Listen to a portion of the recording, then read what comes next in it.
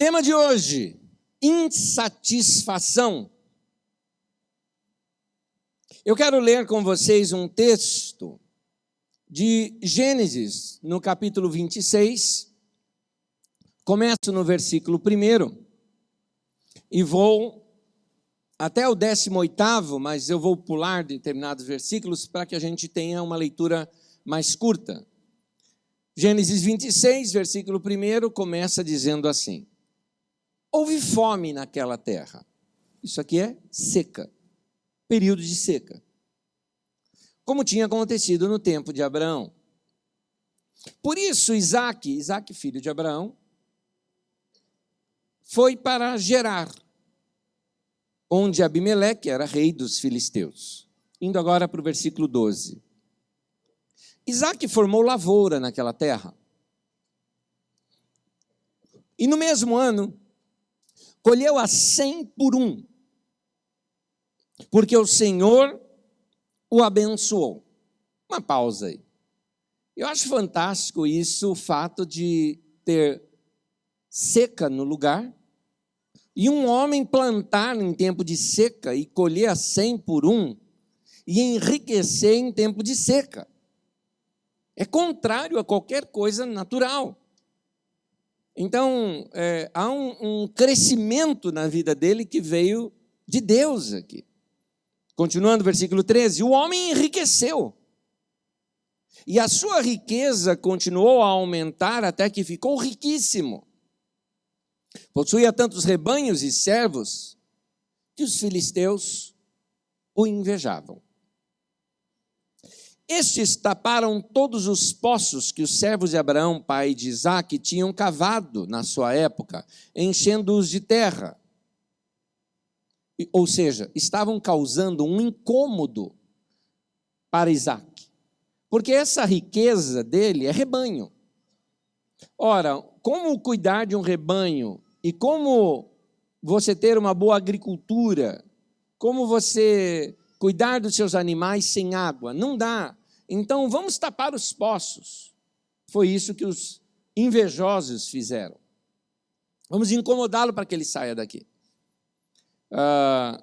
Então, versículo 16, Abimeleque pediu a Isaque: sai de nossa terra, pois já és poderoso demais para nós. Por isso Isaque mudou-se de lá. Acampou no vale de Gerar e ali se estabeleceu. Isaque reabriu os poços cavados no tempo de seu pai Abraão, os quais os filisteus fecharam depois que Abraão morreu, e deu-lhes os mesmos nomes que seu pai lhes tinha dado. Na continuação do texto, para poupar a leitura longa, Isaque vai mudando. O texto fica falando de um cara que muda com todos. Entenda bem, é uma mudança lenta, porque você tem milhares de cabeças de gados ali e tudo mais, e vai para um lugar e tem que fazer plantio, tendas. Quando você ouve falar Isaque, lembra-se, é um povoado todo com ele. Ele é o nome apenas do patriarca daquele povoado. E então ele muda de um lugar para outro, faz toda esta vida nômade, não é? Essa mudança, e se estabelece em outro lugar, e aí de novo o texto fala que o pessoal daquele lugar tamparam os poços também, entulharam os poços. E aí ele dá um nome naquele poço de Ezeque, porque a palavra Ezeque significa contenda. Teve problema, discussões aqui, eu quero evitar isso, então vamos mudar de novo. Mudaram e foram para um outro lugar, a mesma coisa, abriram um poço naquele lugar. Povo do lugar, querendo tocá-los de lá, entulharam os poços. E o nome daquele poço foi Sitna, que significa briga. E então, novamente, sai daqui de novo, vai para outro lugar. Finalmente ele vai num lugar onde não contenderam com ele. Ele entendeu que ali ele iria crescer, mas por alguma razão que o texto não explica, Isaque se sentiu insatisfeito naquele lugar. É interessante que, nesse momento, Isaque começou a crescer mais, agora tinha poços de água, não tinha briga com ninguém. Mas sabe quando seu coração não está ali? Ele até fala, o Isaque, no texto, eu não coloquei o texto aqui para nós lermos, mas Isaque fala assim, Deus está nos dando uma prosperidade, Deus vai prosperar o nosso caminho. Interessante, em tempo de crescimento, tinha dinheiro, vamos dizer assim, estava crescendo, mas ele fala, mas não é isso, não é isso. Alguma coisa não está legal. Tem uma luzinha aqui no meu painel e eu não estou entendendo, está piscando e eu não sei o que é. Aqui não é o lugar. Já sentiu isso? Você está até numa fase, não estou dizendo quando você está numa fase ruim. Aqui nós vamos analisar diversas fases da vida da gente. Você está numa fase boa, mas não é aquilo. É como quando você, por exemplo, quem aqui já mudou de casa sabe o que eu estou falando. Você está procurando um imóvel, ou você, vamos lá, vai comprar um carro novo, né? Você vê o carro novo, vamos colocar o do imóvel mesmo. Você vê um imóvel novo, é sua chance, está bom, o preço está bom, está tudo legal, o bairro é legal, o prédio, o apartamento, a casa é legal, mas não bateu o coração, não é ali o lugar. E se você fechar negócio, você sabe, vai ficar insatisfeito. Porque não é ali o lugar. Não é. Isso é insatisfação, é um sinal de que alguma coisa não está bem. Depois disso, no texto, aqui eu estou resumindo o texto para vocês, que é muito longo. Depois disso, no texto, conta que Isaac, dali, mesmo estando num lugar de prosperidade e de crescimento, Isaac ele muda dali, e vai para Berseba. Eu vou pedir só para desligar esses daqui, se os irmãos da técnica puderem, por favor. Isaac vai para Berseba. E ali diz o texto das Escrituras Sagradas, de outra maneira, fala assim, que quando então ele foi para esse outro lugar, chegando lá, Deus falou com ele. E aí Deus fala com ele. Aí ele sente paz. E mais ainda, ele levanta um altar, adora a Deus, e ali é o lugar de comunhão. Cheguei onde eu deveria ter chegado. É interessante algumas coisas na vida da gente. Se você chegasse para Isaac, naquele tempo em que ele estava lá na terra dos filisteus, e que o pessoal estava entulhando os poços dele, e ele saiu, ele talvez pudesse, você perguntasse para ele, Isaac, por que você está saindo? Porque você está crescendo. Você está aí plantando e colhendo 100 por 1, porque você está saindo. Estou saindo porque eu estou incomodado aqui. Mas eu estou incomodado por causa dos outros. Os outros estão me incomodando. Então, por causa deles, eu estou saindo. Ok. Mais adiante, num outro lugar, só que agora na terra de Gerar. De novo, o povo da região entulhou lá os poços dele. Ele falou, para evitar briga e contenda, porque o texto usa até esse nome, ele dá o nome do poço de briga, contenda. Ele falou, para evitar briga, eu vou embora. Não quero ficar aqui porque eu não quero briga. E sai. Agora, quando ele chega num determinado lugar, Reobote, ele fala assim, aqui eu vou prosperar. Inclusive a palavra Reobote significa amplidão. Então, aqui ampliou-se tudo cresceu aqui para mim, mas eu estou insatisfeito. Ainda não é o lugar. Somente quando ele chega em Berseba, é que ele percebe, ali é o lugar. Aqui Deus falou comigo. Você já percebeu que algumas vezes, assim, se você chegasse para Isaac agora, lá em Berseba, e falasse o seguinte, Isaac, agora, o que você sente? Não, eu sinto que eu estou exatamente no centro da vontade de Deus para a minha vida. Eu sinto agora que eu estou no meu lugar, aqui é o meu lugar, aqui é minha casa, aqui eu estou em paz. E talvez se você falasse, mas Isaac, por que tudo aquilo? Ele iria olhar para trás e iria dizer, é verdade, tudo aquilo era necessário para eu chegar nesse ponto da minha vida. Tem um livro de Rubem Alves chamado Se Eu Pudesse Viver Minha Vida Novamente. No primeiro capítulo desse livro, Rubem Alves faz a seguinte análise. Ele amava tanto o momento que ele estava vivendo da vida dele, ele gostava tanto do que ele era agora. Um professor da Unicamp, um homem realizado, já entrando na sua terceira idade. Aliás, um homem que estava enfrentando o câncer, um homem que estava numa situação de vida, mas que estava amando a vida e apaixonado pela vida. Rubem Alves analisa aquilo, porque alguém perguntou isso para ele, foi numa entrevista que perguntaram, se você pudesse viver sua vida novamente, o que você mudaria? Ele falou, não mudaria nada. Mas e as suas frustrações? Ele fala, minhas frustrações foram necessárias para eu chegar onde eu cheguei. E aí ele conta, por exemplo, ele já foi pastor. E ele foi pastor numa época em que aqui no Brasil nós tínhamos um militarismo. Ele foi acusado de comunista pela própria igreja dele. Porque ele pregava o livro de Atos dos Apóstolos, que fala da comunhão do povo, de estar junto, de repartir o que tem. E por causa disso foi acusado pela própria igreja e entregue para aqueles, eu não me lembro o nome, debaixo do militarismo, que perseguiam os comunistas, e ele teve que fugir. Ele recebeu asilo nos Estados Unidos e foi para lá. E ele fala o seguinte, se eu continuasse sendo pastor, aquilo não tivesse acontecido, ele falou, talvez hoje eu seria um homem frustrado. Um pastorzinho que prega um sermão qualquer todo domingo, mas meu coração não estaria mais nisso. Então, eu segui minha vida. Aí ele conta de uma experiência até de crise na vida dele. Ele conta de uma experiência onde ele queria ser pianista e não deu certo. Ele falou, mas se eu tivesse sido pianista? Ele falou, eu seria um desses que toca de noite aí para poder juntar uma graninha qualquer para poder sobreviver, mas não é, eu não sou esse cara.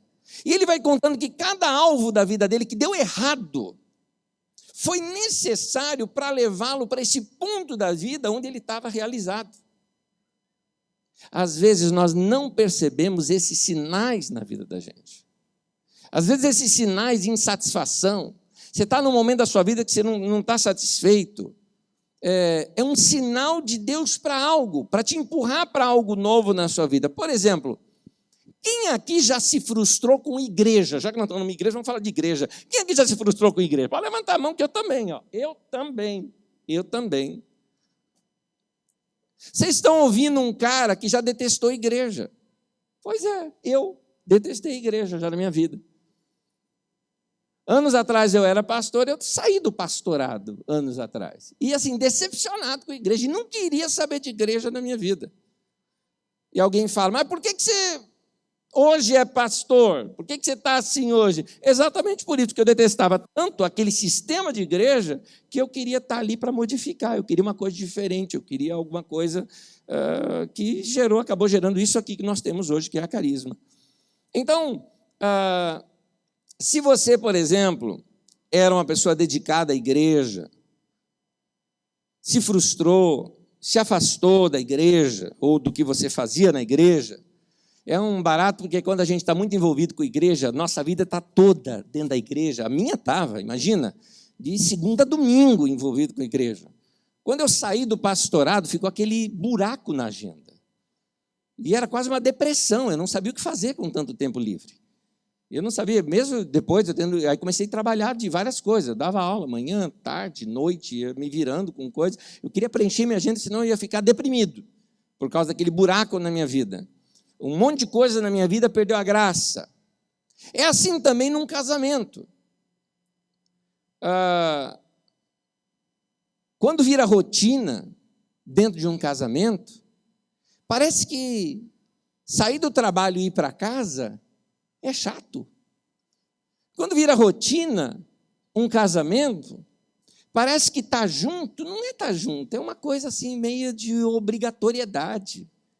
Perdeu a graça. E isso não é bom. Quando você, por exemplo, está num momento assim da sua vida, mesmo com igreja, você vem nos cultos e não sente nada. A pessoa do teu lado está assim, levanta a mão para Deus, outro você olha assim, está chorando. Aí você olha assim e fala, ué, coisa estranha, não sinto nada. Será que é culpa do pastor que não está ouvindo a Deus e está lá, não sabe pregar mais? Será que é culpa do dirigente de louvor? Não, não é. É que a gente, quando está frustrado, quando nós temos frustração na vida da gente, a primeira coisa que a gente faz é culpar alguém pela nossa frustração. Aí a culpa não é minha, é do outro. Não estou dizendo que alguém, nem que você tenha culpa, mas a gente quer arrumar uma culpa. Então a gente bota a culpa no outro.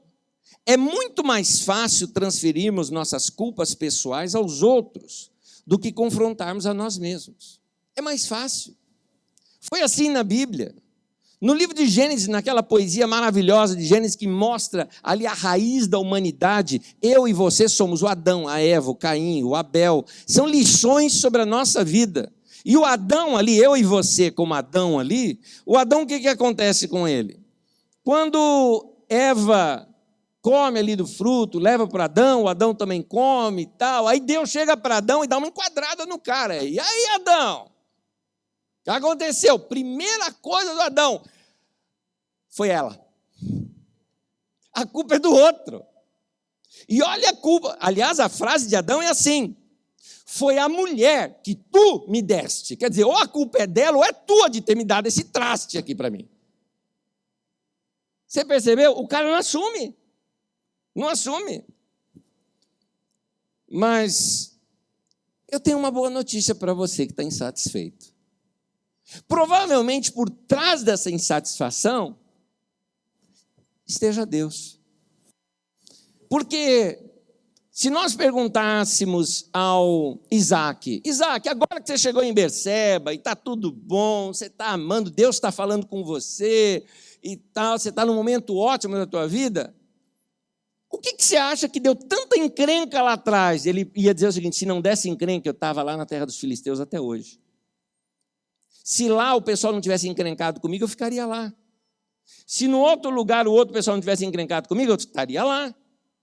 E naquele outro lugar que você não teve problema nenhum, eu não tinha problema nenhum, mas meu coração não estava ali, então mas eu ficaria lá se o meu coração não percebesse isso, se eu não tivesse insatisfação. Então, Isaac, foi a insatisfação que trouxe você exatamente agora para o melhor na sua vida? Foi. Da mesma maneira, você que está passando por insatisfação, pode ser que essa nossa insatisfação é a maneira de Deus colocar no nosso coração uma semente de uma busca por algo novo. Porque quando a gente está insatisfeito, o que a gente pensa? Eu quero algo novo, algo precisa mudar, eu não posso ficar do jeito que eu estou aqui. Vamos ser sinceros, se estamos satisfeitos, nós nos acomodamos. A satisfação, ela é ruim para a tua fé. Porque a fé é a certeza de coisa que você espera, mas você não está vendo. Agora, se você está satisfeito, você não precisa de fé. Você não precisa crer por nada. Você não exercita o teu coração por nada. Os momentos de maiores tentações na nossa vida não são os problemas. O momento de maior tentação da nossa vida são as bênçãos. É interessante. Tanto quanto coisa ruim quanto coisa boa pode ser tentação para a gente. A Bíblia diz assim, o profeta Ezequiel fala acerca de Sodoma e Gomorra, fala assim: este é o pecado de Sodoma. E aí diz lá, sua próspera tranquilidade. Uma cidade tão próspera que se afastou de Deus. É interessante, às vezes, nos momentos de maior satisfação da vida da gente, a gente não precisa mais de Deus. Para que Deus na minha vida? Está tudo bem. Pode notar, a maioria de vocês correram para Deus, estão aqui, a sua primeira vez foi debaixo de um problema. Por isso que às vezes as pessoas chegam assim para mim e falam: nossa, né, de vez em quando a gente encontra uns tipos dentro da igreja. Eu falei: porque a igreja é lugar de gente encrencada. Igreja é lugar de gente ruim, que nem eu e você. Gente que está sem... Entenda bem, nós somos o quê? Nós somos um desgraçado sem a graça de Deus na nossa vida. A gente precisa. Ainda bem que reconhecemos e acordamos e corremos para Deus. Mas alguns nunca correriam para Deus se estivesse tudo bem na sua vida. Então a insatisfação pode ser também alguma coisa que Deus esteja te usando para te empurrar. Vai lá, vai lá. Você ainda não chegou onde eu quero que você chegue. Agora, voltando para Isaac, nota isso, foi a insatisfação que o levou para o centro da vontade de Deus na vida dele. Mas nem sempre foi insatisfação dele. Há um momento em que a insatisfação não é dele, é da equipe dele, ou seja, dos pastores dos rebanhos dele. Aquele momento, eles estavam incomodados, está tendo briga aqui, os caras estão querendo água do nosso poço aqui, mas eles estão dizendo agora que o poço é deles, que não é nosso, foi nós que cavamos, e está tendo briga, e daqui a pouco vai morrer um aqui, e tal. Isaac falou: olha, para poupar vocês eu vou mudar. Isaac, na verdade, nem percebeu, era o pessoal ao redor dele que estava insatisfeito. É interessante como a insatisfação dos outros também pode nos levar para o centro da vontade de Deus na nossa vida. No texto que segue, aquele que nós lemos, que eu apenas citei aqui para vocês, o alvo de Isaac era ter ido lá para Berseba. E foi lá que Deus fala com ele, ele levanta um altar ao Senhor. Eu vou ler esse texto para vocês. Gênesis 26, de 23 a 25. Acompanhe o texto comigo, por favor. Dali Isaac foi para Berseba. Naquela noite, o Senhor lhe apareceu e disse: eu sou o Deus de seu pai Abrão. Não tema, porque eu estou com você. Eu o abençoarei e multiplicarei os teus descendentes por amor do meu servo Abraão. Isaac construiu nesse lugar um altar e invocou o nome do Senhor. Ali armou o acampamento e os seus servos cavaram outro poço. Algumas vezes, o que nos leva para o centro da vontade de Deus nem é a nossa insatisfação. É a insatisfação de quem está ao nosso redor. Então, meu querido, é melhor você começar a prestar atenção quando a sua família está insatisfeita com algo. Eu estou dizendo isso porque alguns de vocês, maridos, não percebem isso. Depois eu pego no pé das mulheres também. Deixa eu falar com os homens aqui antes. Algumas vezes você não percebe, porque para você está tudo bem. Você sai de casa, vai para o seu trabalho, vamos te colocar aquela situação em que o marido trabalha fora e a mulher não. Então o marido pega, sai de casa, vai para o trabalho. Entenda bem, você botou uma roupa legal, você saiu, você viu gente, você conversou com pessoas, você teve experiências, você riu, você fez algumas coisas, você criou coisas, volta para casa. Agora, o que você não viu foi o dia a dia da tua mulher. E às vezes o dia dela está uma rotina. Lava roupa todo dia, que agonia. Sabe de uma coisa que eu acho assim, um dia desses, lá em casa a gente reveza muito quem faz, assim, cada um tem função. Todo mundo arruma a cama, todo mundo ajuda a arrumar a casa e todo mundo lava a louça. E um dia desses era um dia de folga minha. E eu cheguei, aquela louça suja, exatamente porque nós fomos dormir tarde no outro dia, aquela pizza, aquela coisa toda. Eu falei, não, antes de todo mundo acordar, fiz cafezinho, arrumei a louça, estava assim um dono de casa, né? Tudo bonitinho e tal, legal. Aí, daqui a pouco, o pessoal começou a acordar, que eu tinha acordado antes deles. Acordaram, os meninos, café e tal, e todo mundo saiu. Eu olhei para a pia da cozinha, aquele bando de louça de novo. Falei, que coisa ingrata lavar louça. Não é? Que coisa ingrata. É frustrante. Mas era meu dia de folga, estava bem, estava tranquilão. Foi eu de novo. Foi lá, deixa comigo. Hoje eu lavo, porque já não era mais minha vez, alguém tinha que lavar, mas vou eu. Lavei, tal, deixei bonitinho. Mal terminei aquilo lá, daqui a pouco passa um tempo, lavar a máquina, começar a mexer na cozinha, fazer almoço. A hora que terminou o almoço, eu olhei, mais louça do que tinha de antes. Falei, isso aqui é um traste, esse negócio. Se desanima qualquer um.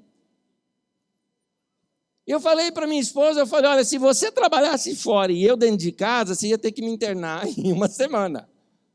Uma semana. Eu já estava assim, deprimido, eu ia ficar.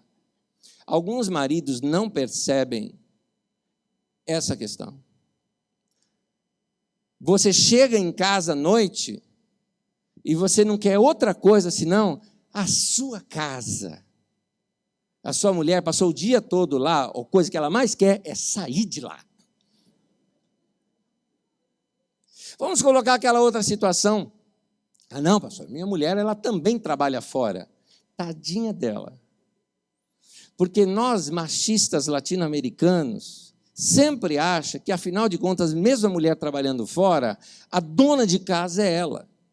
Então, mesmo ela trabalhando fora, muitos homens pensam que a responsabilidade toda da casa é dela. Então, além dela ter tudo aquilo que ela fez ao longo de todo o dia, ela chega em casa e aí tem louça para lavar, roupa para lavar e tudo mais. E o que você faz? Não, você vai para o teu banho, tira o sapato, vai assistir o repórter, não é? É isso que você vai fazer. Frustração. Agora, não é só a mulher que fica frustrada em casamento, não. Homem também. Porque a linguagem do homem é outra. Então, quando uma pessoa está frustrada, a tendência dela é descarregar algo em alguém, é descontar no outro. Sempre a culpa é do outro, aquilo que eu te falei. Quando você está insatisfeito com você, a sua tendência é achar quem é o culpado de você estar insatisfeito. Sempre você acha que é o outro. E aí o que acontece? Você, por exemplo, você gosta da tua mulher, você ama a tua mulher. E aí você chega em casa e quer dar um beijo, um abraço, gosta dela e gosta do relacionamento, mas ela está insatisfeita e ela não corresponde isso com você. Vamos inverter? Mulher, homem gosta de carinho. E quem fez isso com ele foi vocês mesmos, mulheres. Mãe, no caso. Mãe estraga filho. Porque o tempo todo pega aquele menininho lá dentro de casa, desde que nasceu, pega aqueles bebezinhos, o que você fica, né? Ai, meu lindinho, minha coisinha fofa e tal, aquela coisa toda. O indivíduo cresce, vira um monstro, ainda é o bebezinho dela. E eu vejo isso lá em casa mesmo. A Magda de vez em quando chama os meninos, ai, meu bebê, meu menino. Eu fico assim, olha o tamanho do indivíduo aqui. Não é? E aí, esse indivíduo chega um dia em casa, ainda jovenzinho, sabe? Chegou em casa um dia, a mãe, e aí, meu filho, como é que você está? Ai, mãe, sei lá, com dor de cabeça. Não, filhinho, deita aqui, mamãezinha vai cuidar de você, vou pegar lá um remedinho, vem lá e faz uma massagenzinha nele. Então, não, mãe, não faz nada, fica aqui, mamãe faz para você, e faz massagem, vai lá, pega o remédio, O cara acha o máximo. Aí um dia ele encontra uma garota. Ele casa com ela. E ele olha para aí, mulher, minha mãe, mulher.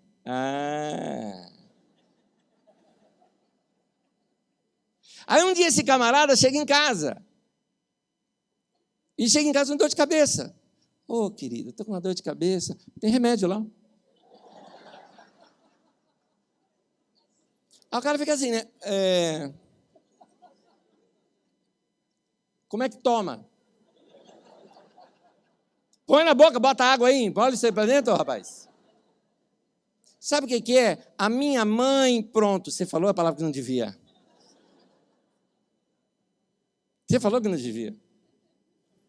Que homem que já não ouviu essa frase? Eu não sou sua mãe. Só que ele achava que era.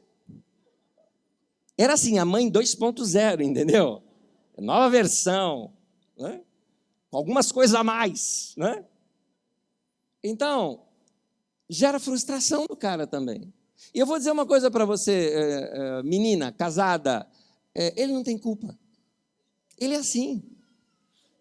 Aliás, homem e mulher nunca era para dar certo. Cá entre nós, vamos ser sinceros, não parece que nós somos dois bichos diferentes?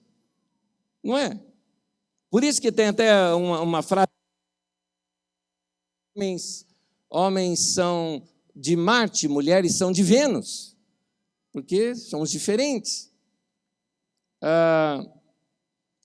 Algumas mulheres não percebem a insatisfação no coração do seu marido. E quando você está insatisfeito, o que você procura? Eu quero uma novidade. Eu quero alguma coisa que me dê satisfação. É aí que as relações fora começam a acontecer. Porque tem uma insatisfação acontecendo ali. Então, a insatisfação, nesse caso, está te levando para longe, está te atrapalhando. Então, você tem que tomar cuidado quando as pessoas ao seu redor estão insatisfeitas e usar aquilo para o teu bem. Olha só, Isaac. começou a ter problema entre os pastores dele, o pessoal, pastor de rebanho, tá? E pastores lá dos rebanhos, lá da terra, lá de Gerar, por causa da água. E um dizendo que o poço era dele, mas eles mesmos que cavaram, começou a ter insatisfação, começou a ter briga, daqui a pouco vai sair, alguém vai morrer aqui e tal. O que o Isaac faz? Vamos mudar. Vamos nos proteger. Vamos evitar briga. Vamos evitar contenda. Se Isaac batesse o pé e falasse, não estou sentindo nada, para mim está bom aqui, vamos ficar aqui, daqui a pouco um morria. Daqui a pouco ia ter problema. No primeiro sinal de insatisfação da sua mulher, senta com ela e bate um papo, querido. Querida, o que está rolando? Eu já vou dizer qual é a resposta dela. Ela vai olhar assim para você e falar, não sei. Mas conta, ela falou, tem um negócio aqui assim, ó. Eu não sei.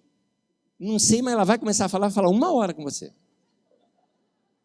Você não vai entender nada, mas faz assim, ó. Tá? Faz assim. Se você ficar quieto, você apanha. Seu marido está insatisfeito, aí que está o caso. O homem, quando está insatisfeito, gera um problema sério na mulher. Porque o homem, ele foi programado assim, cara, resolve, se vira. Aliás, que homem que já não ouviu isso do seu pai, ou às vezes até da sua mãe, no meu caso até da avó, já ouvi isso, né? Falar, se vira, você é homem. É bem assim, se vira, homem tem que se virar. Minha avó deu aquele conselho assim, nada bom, tá? Aquele conselho assim uma vez para mim, ela chegou assim e falou, nunca brigue na rua, se brigar é melhor bater, porque se apanhar, chegar em casa, que apanhado, vai apanhar mais ainda bate em você. Então, em outras palavras, você é homem, se vira, não traz problema para dentro de casa. Homem tem que ser assim. Aí um dia esse cara sente que a esposa está insatisfeita, ou ele está insatisfeito, ele não sabe explicar o que ele está insatisfeito dentro de casa, o que ele vai fazer? Não sabe. O que ele faz? Fica quieto. Fica quieto.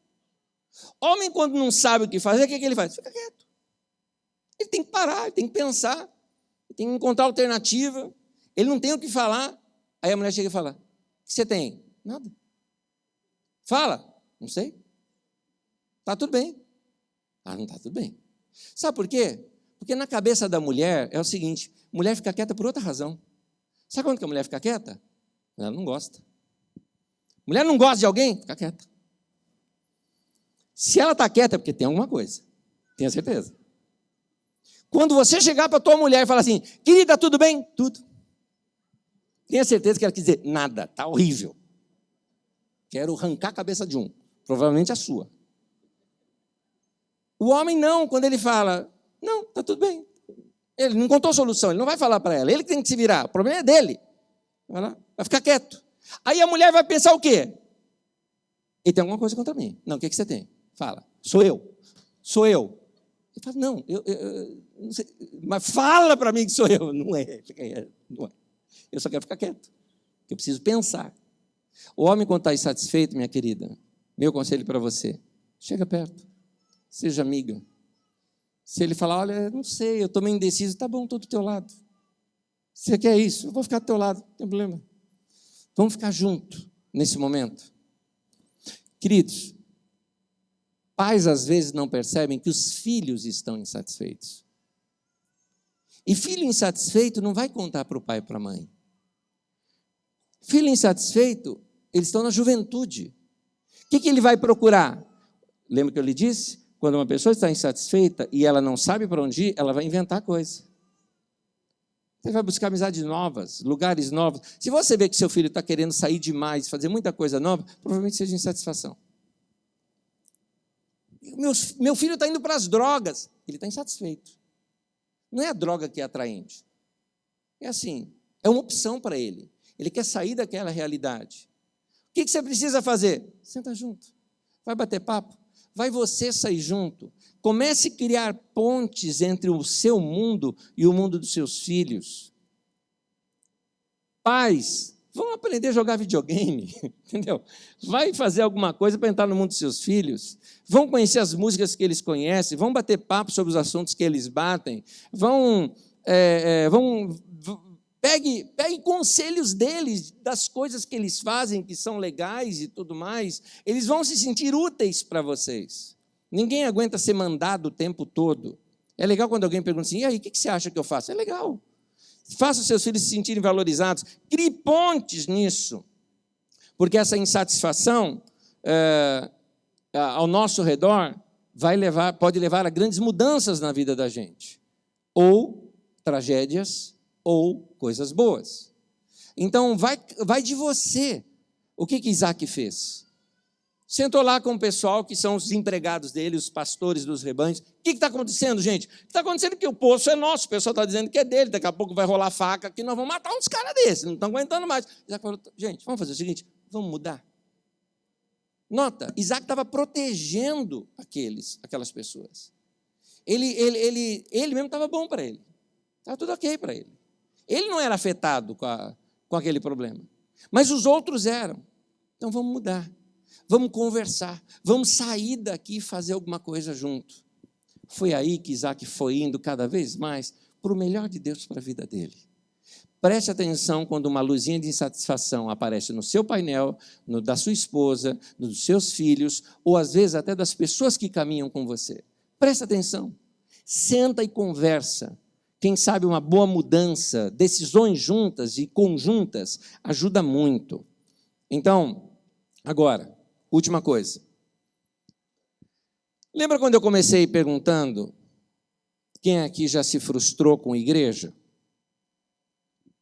Às vezes até a igreja perde a graça para a gente. É porque Deus quer mostrar algo diferente para você. Não tem nada errado com a igreja. Mas Deus quer mostrar alguma coisa diferente para você. E às vezes a única forma que Deus encontra é te deixar insatisfeito no lugar onde você encontra. Você está insatisfeito com a tua vida? Você está insatisfeito com algumas coisas? Você está insatisfeito com você mesmo? Você fica insatisfeito às vezes até no casamento, insatisfeito com a igreja, insatisfeito com esse pastor que está falando com você hoje. Nossa, o pastor hoje está lendo, quase dormir a mensagem. Você está insatisfeito?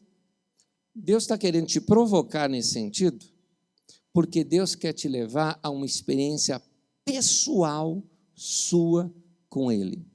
Note, depois de todos esses caminhos de insatisfação de Isaac, quando ele chega a Berseba, a primeira coisa que narra, diz assim, e Deus falou com Isaac.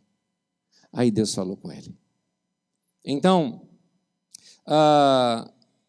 nós precisamos descobrir, na verdade, que a fonte da nossa insatisfação, meus queridos, não são as coisas. Eu estou insatisfeito porque esse carro velho não aguenta mais. Não é o carro o problema. Eu estou insatisfeito com o meu trabalho. Não é o trabalho o problema. Você fala isso porque está tudo bem na tua vida. Quero ver se você estivesse no aperto que eu estou. Meu querido, eu vi uma das pessoas mais felizes, o grupo de pessoas mais felizes que eu já vi, eu acho, em toda a minha vida, foi lá na África. Um povo pobre e feliz. Feliz. Aprenderam a viver bem com o que tinham. Então, não venha dizer que é dinheiro o problema. Na verdade, tem um salmo, Salmo 27, versículo 4. Vamos ler esse salmo juntos? Diz assim, uma coisa pedi ao Senhor, e é o que eu procuro, que eu possa viver na casa do Senhor todos os dias da minha vida, para contemplar a bondade do Senhor e buscar orientação no seu templo. A grande vantagem desse salmista é que ele sabia o que o seu coração estava procurando. O problema é que a gente não sabe o que o coração está procurando. Então, você está insatisfeito e alguém te pergunta, o que foi? Você fala, não sei. A vantagem desse cara é que ele sabia. Ele sabia que a razão da sua insatisfação para com a vida era sede de Deus. Quando você está com sede, você quer água. Agora, quando o homem tem sede de Deus, às vezes ele não sabe que é de Deus que ele está precisando. E às vezes você vai procurar Deus onde? Na religião, e não é a religião que vai te satisfazer. Aí você vai procurar em alguma coisa, não é essa outra coisa que vai satisfazer. Quando você não sabe não se sabe o que tem e fica se procurando saciar a sede com outras águas, aquilo não te alimenta. Tem uma história na Bíblia que é interessante. Uma mulher, Jesus chegou num determinado lugar,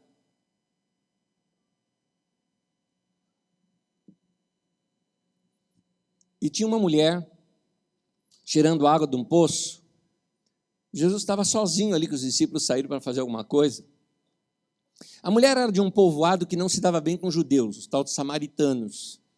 Então já não se conversava por ser samaritano e judeu.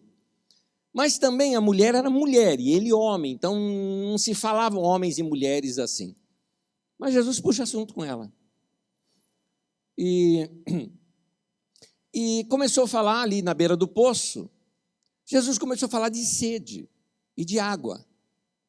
E Jesus falou para essa mulher, falou, olha, se eu te der da água que eu tenho, você nunca mais vai ter sede. É interessante que Jesus entra no ponto nevrálgico da vida daquela mulher. Ele começa a falar de sede existencial. E vai conversando com aquela mulher, e o papo vem vindo, o papo vem vindo. Até que tem um momento em que Jesus pega e entra na vida da mulher e fala o seguinte, vai chamar teu marido. Ela falou, eu não tenho marido. Ele falou, você falou certinho. Você já teve 5. E o que você tem agora não é seu. A mulher na hora. Você é um profeta. E Jesus continuou falando com ela. Qual era o caso? 5 maridos. E o detalhe, o da agora não era dela, era de outra. Hein? O que Jesus estava falando ali? Você está com uma sede existencial e você está achando que esses homens vão te dar solução para essa sede existencial. E não é. Menina, não é de um namorado novo que você está precisando. Homem, não é de uma mulher que você está precisando na tua vida, não. Família, não é de uma viagem ou um dinheiro que vocês estão precisando, não. Família pode estar tudo sem graça lá em casa, não é por falta de dinheiro, não. Não é dinheiro que vai resolver isso para você. O que Jesus falou é o seguinte, a sua sede existencial, você consegue supri-la com o que ele chamou de água da vida. A vida vem de Deus. É de um relacionamento com Deus. É disso que você está precisando. Esse salmista, que ele sabia que o que ele precisava era de uma comunhão com Deus, um tempo com Deus, uma experiência com Deus. Era isso que iria resolver a situação dele. Então, essa sede existencial, só Deus pode saciar. Como é que a gente pode agir diante de uma crise? Como é que a gente pode agir quando nós estamos com essa insatisfação? Vem aqui os meus conselhos para você, um após o outro. Primeiro, busque o Senhor. É dali que você vai obter orientação e sabedoria. Busque o Senhor. E buscar a Deus é aquela coisa, eu quero ouvir Deus na minha vida. Eu preciso ouvir Deus na minha vida. Outra coisa, adore o Senhor. Adoração não é só cantar, mas cantar faz bem pra caramba. Se você gostou de uma dessas canções um dia, experimente você cantar sozinho para Deus. Não precisa responder com nenhum sinal, mas responda para você mesmo. Alguma vez você já cantou uma canção para Deus? É uma coisa maravilhosa. Tem uma experiência na minha vida, ela ocorreu aqui nas matas do Pico do Jaraguá, na minha adolescência. Eu era um adolescente, fui aqui para o Pico do Jaraguá sozinho. Para quê? Para buscar Deus. Eu levei meu violãozinho. Um determinado lugar que eu estava, lá no meio da mata, que eu gostava de subir até lá no alto do pico, no meio da mata, parei um pouquinho e me veio uma canção. Eu peguei o violão, toquei aquela canção, cantei aquela canção para Deus. Achei tão linda. Amei aquela canção. Aí passou um tempo, subi no pico, voltei, cheguei em casa, peguei o violão, vou ver essa canção, não me veio mais a canção. Passou, acabou, sumiu, esqueci. Eu lembro da sensação, até hoje eu estou lembrando, pior que faz anos, hein? Né? E nada. Aí eu entendi naquele momento, aquela canção era só para aquele momento, era entre eu e Deus. Eu posso um dia chegar para os meus filhos e dizer, um dia eu fiz uma canção para Deus. E aquela canção marcou minha vida. Que canção é essa? Não sei, ficou só entre nós. Foi só entre eu e Deus. Adore o Senhor, busque o Senhor, adore o Senhor. Outra, ore ao Senhor. Deixa Deus ouvir você. Verbalize seus sentimentos para Deus. Fala, ou como dizia minha avó, desembucha. Conta. Fala com Deus. Abre teu coração. Chega para Deus e abre teu coração. Rasga o coração assim, fala, Deus está aqui, ó, esse aqui sou eu. Ó. Conta para Ele quem você é. Fica nu diante de Deus. É interessante, às vezes nós nos comparecemos diante de Deus com máscaras, não é? Então, quem é você diante de Deus sem títulos, sem posição social, sem nada? Quem é você? Quem é você diante de Deus? Faça esse tipo de oração diante de Deus. E por último, ouça o Senhor, porque Deus fala. Eu nunca ouvi, não é no teu ouvido. A voz de Deus não é uma voz que você ouve, é uma voz que você sabe. Ela te dá paz. Você entende. Aquilo vem e você fala, Deus falou comigo. Tanto que quando você vai contar para alguém, você precisa verbalizar. Você vai botar um invólucro, você vai falar, olha, Deus me falou isso. Na verdade, não foram em palavras que Deus falou, Deus te deu um entendimento daquilo, você entendeu, aquilo entrou para você. Então, o que eu e você precisamos é de uma nova experiência com Deus. É isso que vai mudar a minha vida, é isso que vai mudar a tua vida. É isso que vai satisfazer o meu coração e o teu coração. Então, o que você está precisando não é de uma profissão nova, não é de um emprego novo, não é de uma experiência emocional nova, não é de um romance novo. O que você está precisando na sua vida, o âmago da tua vida, é uma nova experiência com Deus, onde você se descobre quem você é em Deus e quem Deus é para você. E eu não estou te falando de religião. A religião não é ruim. Ela envolve tudo isso. Mas eu estou te falando daquela experiência sua, pessoal com Deus, onde só você e Deus sabe como que é o teu íntimo, como é o teu coração. Eu vou terminar, eu vou ler o Salmo 27 com vocês. Vamos ficar em pé comigo, por favor?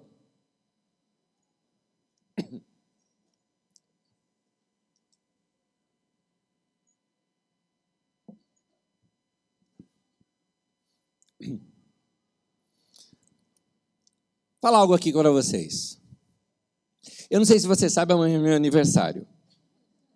Se eu não soubesse, eu já estou comemorando desde ontem, não é? Desde o dia 1º, porque é o mês de aniversário. Faço 50 anos de idade. E aos 50, você olha a vida assim, você entende assim, ó, virei ampulheta. Não é verdade? Quem já passou pelos 50 sabe. Você falou, assim... Porque, sei lá, por isso que o pessoal fala, a vida começa aos 40, né? É interessante, hoje eu concordo, é verdade. Porque quando você chega aos 40, você tem aquele choque, já tenho 40, só que você se sente novo ainda, entendeu? Você se sente assim, vou fazer um monte de... Aí você tá pique. Mas quando você chega nos 50, você fala, o Fernando que me ensinou essa, né? Você vem assim, 10, 20, 30, 40, 50. E aí, ó... A vida é assim. E eu estou meditando já o que eu vou fazer nos meus 70 anos de idade. Você fala, nossa, Neto, como que você é? Não, eu estava pensando sobre morte esses dias. Gente, eu não estou deprimido, não tem nada a ver com isso. Quem me conhece sabe que eu lido com esse assunto de morte, de envelhecimento numa boa. É uma coisa já resolvida na minha cabeça. Mas eu estava pensando sobre o fim da minha vida. E aí, no fim da minha vida, mas na minha vida ainda, ou seja, eu consciente, estou falando depois de morrer. Depois de morrer eu não vou saber. O que vocês vão fazer depois de eu morrer? Não sei. Mas eu quero saber agora, enquanto em vida, e o final da minha vida.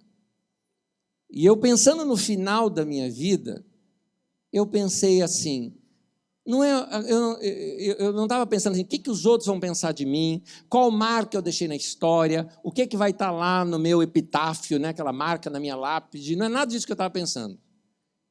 No final da minha vida, eu estava pensando assim, no final da minha vida, o que é que Deus, qual a análise que Deus vai me dar?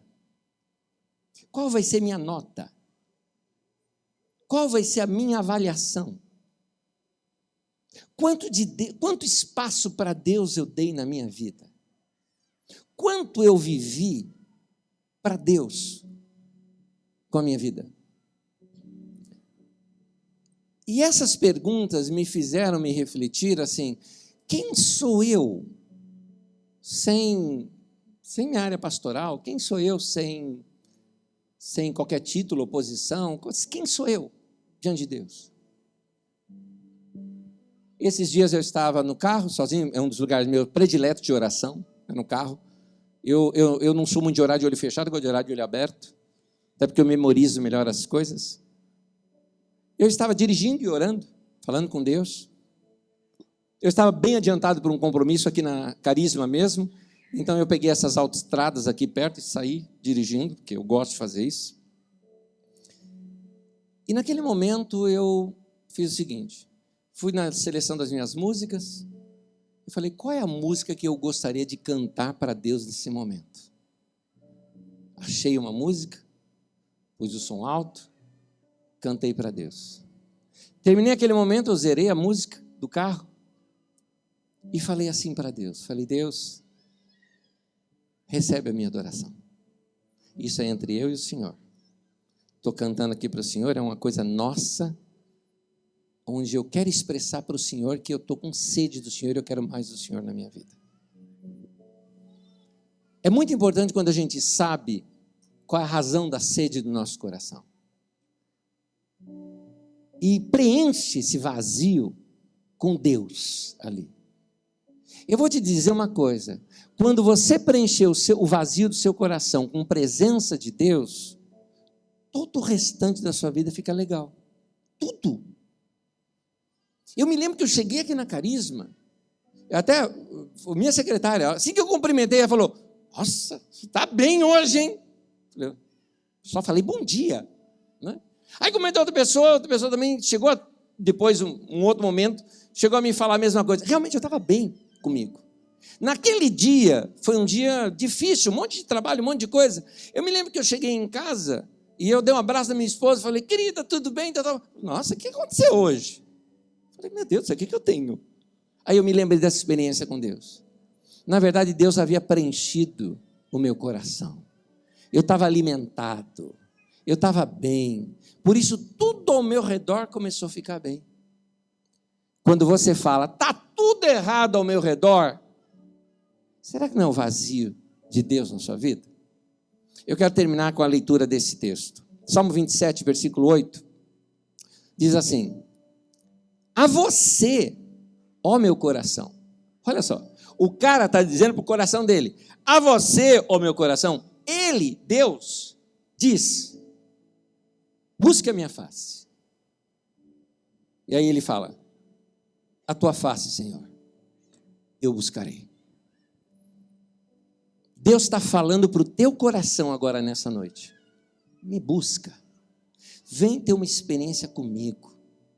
É hora de você chegar para Deus e falar, Deus, eu aceito, eu vou te buscar, eu vou lançar o meu coração para o Senhor. A última que eu vou te contar. Uma vez entrevistaram um desses que fazem salto com varas e falaram, como é que você conseguiu? Ele havia batido um recorde. Como você conseguiu aquilo? Conta, qual a sua experiência? E ele falou o seguinte, naquele momento em que eu corro e eu vou saltar, experiência dele, ele falou, eu lanço meu coração e aí o meu corpo acompanha. É interessante essa expressão dele, eu sei que ela é poética, tá? Ela é poética, mas quando você aplica isso ao que eu estou lhe falando, lança teu coração para Deus, tudo mais na tua vida vai acompanhar. Tudo começa a ficar bom. Então não é que tudo está ruim ao teu redor, é que o teu coração está vazio, está com fome. Vou confessar uma coisa, quando eu fico com muita fome, eu fico chato. Você também? Pois é, quando a gente está com fome de Deus, a gente fica chato e nem nota. E aí a gente começa a chatear todo mundo ao redor. O que você precisa é de Deus na sua vida. Amém? Queria que você fechasse os olhos nesse momento e você falasse para Deus agora. É você que vai orar agora, não sou eu. Ora para Deus agora, faz a sua oração. Fala, Deus, eu estou te entregando a minha vida. Eu estou te dando o meu coração.